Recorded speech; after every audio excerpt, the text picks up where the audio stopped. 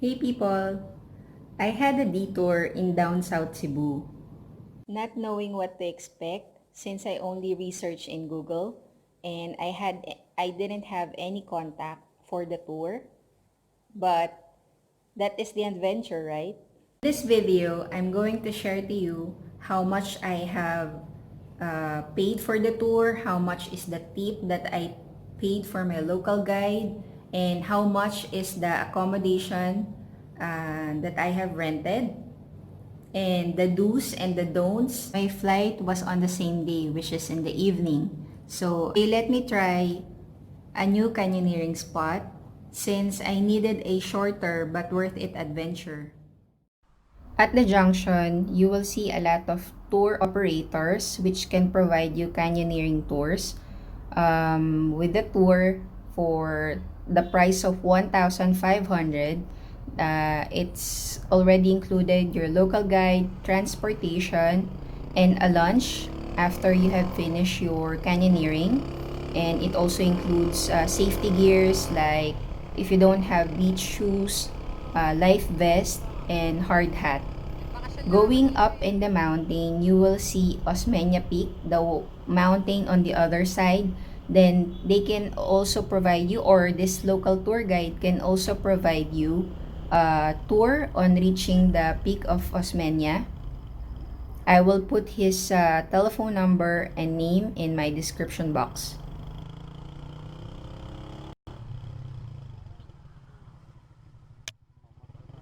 Once you reach the entrance to the canyoneering spot, you will walk maybe around 20 to 30 minutes according to your pace. But you will walk across cornfields and other vegetable greens. And when you reach this rocky road, you would have to be very careful because it's very slippery. And I know you'll get excited when you reach this scenery. But Kuya Mark is very accommodating and helpful and also very supportive, telling me again and again to just jump and try it and not be scared. O dyan. O, dyan. Kasi magaganyan yung paa nyo. Yan. Mababa yan. Kahit dyan ako. Biglain nyo lang. Bibiglain nyo lang. Lakasan Kuya nyo. Mark Nakabigla keeps lang. on telling me to jump Hi, on ma'am. that place, Lalo na but I kayo. was really hesitant because One, in the video you will see that it's not two, that high, but in front of it it's kinda high, and my mind keeps on dito na lang playing sa kabila. tricks on me because Dito sa kabila. it keeps reminding me on what our grandmother used to tell us when we are little, May life vest that kayo? myths or urban legends in water places like this, that someone Sige, is sige, sige. in the water that can pull you down and you can drown. And it's really funny because Dito na lang. maybe it's all in our mind because the place is really nice, and the very good thing about it is I'm the only one at that time who is exploring this very beautiful place, uh, Dyan. Ano and yan? to enjoy the beautiful surroundings, which is a natural Pagkatapos, given to tumawid us kayo dyan by sa may bato. nature. Kukunan ko kayo ng picture. Nauna mo.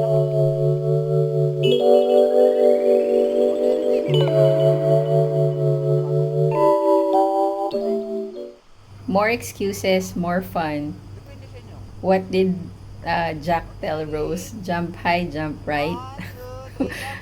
I'm really a sucker for Biglain nyo this, lang. Yung pag and ano I nyo dyan. keep Dyan on lang oh. delaying it. Bangoy lang kayo.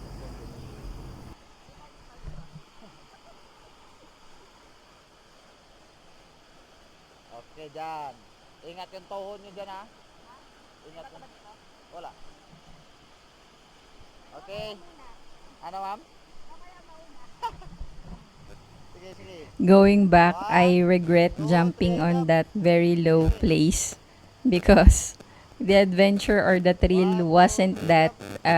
enough once you were already submerged in the water. Bato. And The water is really cold, but it's so much refreshing. And in here, there is a slide as you can see when you go back on the video on the other side. And woohoo! Man, that was really, really, really good. And so thrilling and exciting. I wish I can go back, or I will go back and try. Explain something.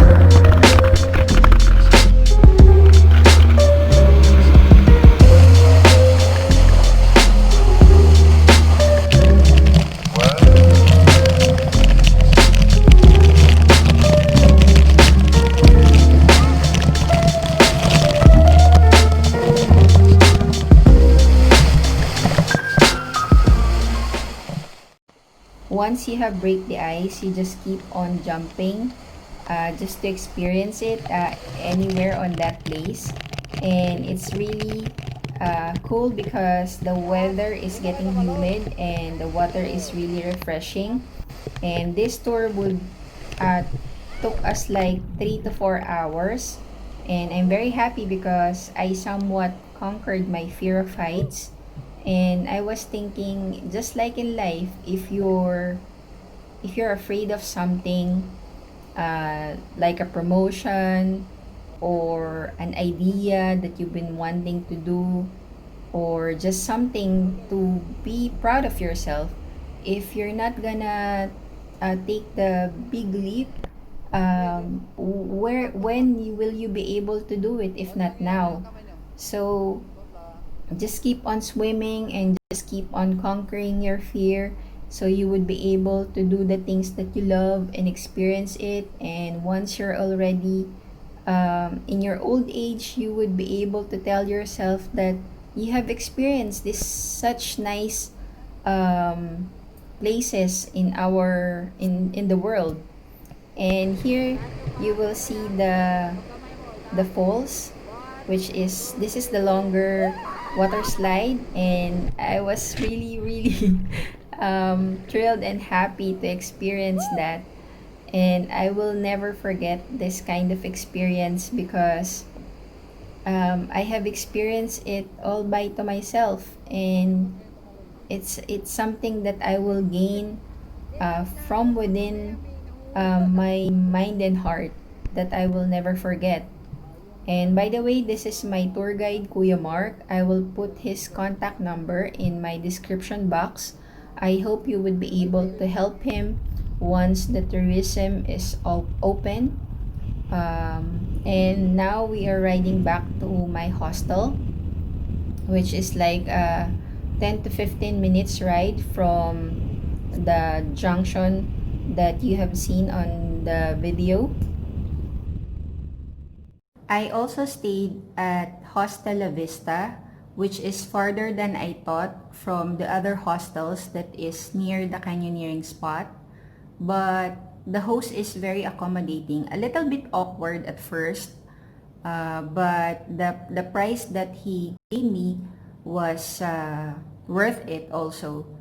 He only asked for 500 pesos for a night, since like I only stayed for 12 hours, I think. What I love about the hostel is the shower. It's clean and it's cute. I met Charlie's first dog, which is Snowy, and the room is AC, and there's a clean towel, clean sheets, and pillowcase. That's why, and also, they also provided me dinner and breakfast, which is, I think it's not bad at all.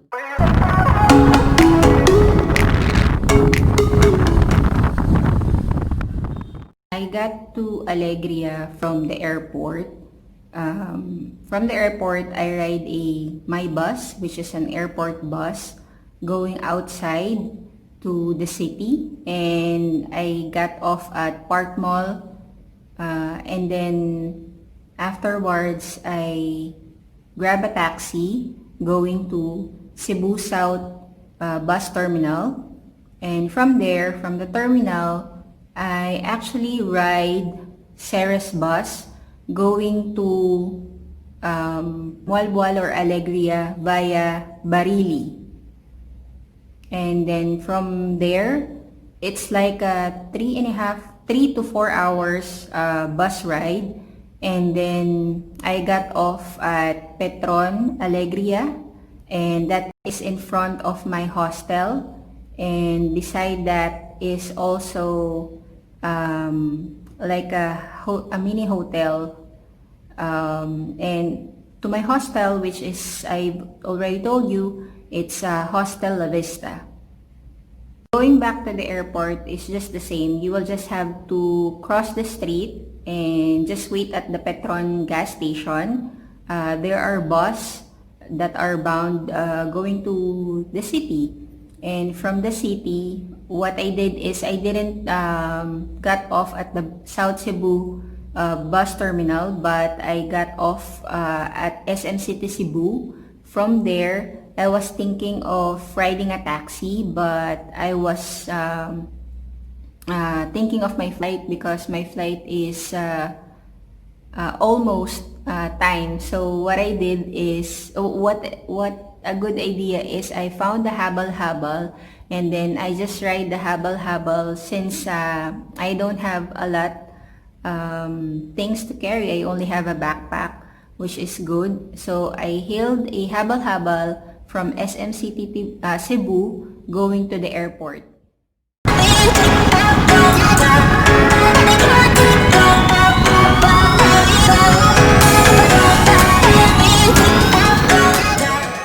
Always make sure you have a water and a snack because you'll never know when or where you will be stuck somewhere. Don't be scared to ask questions or directions if your online research didn't go as planned. The next one is always make sure of your flight time so you won't be in a hurry always. Take time to appreciate your surroundings and just do the adventure with caution, even if you're scared, because life is short and you'll never know if you're gonna be, if you ever gonna experience it again or not. Immerse with the local because you're gonna learn a lot from them, and afterwards you're gonna gain a lot for yourself.